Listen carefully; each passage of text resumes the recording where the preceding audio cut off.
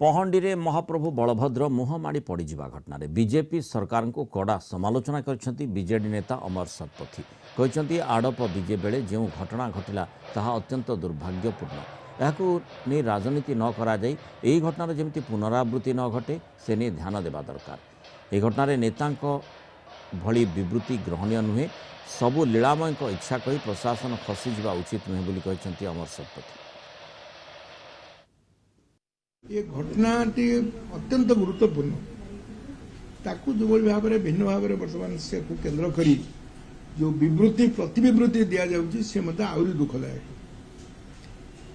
एथिरे कौन राजनैतिक कथा नहीं, ये भक्तर भावावेगर कथा। एथिरे किछि कुहागला प्रथमे जे लीलामय इच्छा ये विवृत्ति आदौ स्पृहणीय नुह कि ग्रहणीय नुहे।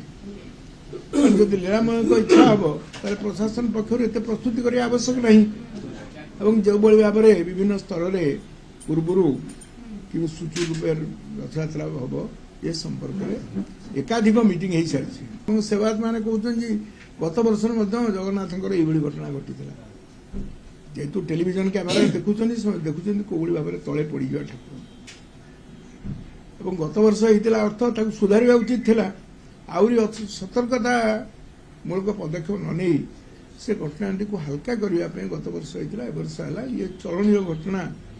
ये जो मैंने एक कथा कहते से घटना गुरुत्व कमाई चाहते प्रशासन पक्षर कमिटी किंतु कमिटी ना काल विलंब न करी निर्दिष्ट समय सीमा भितर ये कमिटी ता रिपोर्ट दो और कार्यानुष्ठान हो कि किसी वर्ष धरिकी एभली घटना घटुची आलोचना होची कमिटी गठन होची किंतु कार्यानुष्ठान हो नहीं।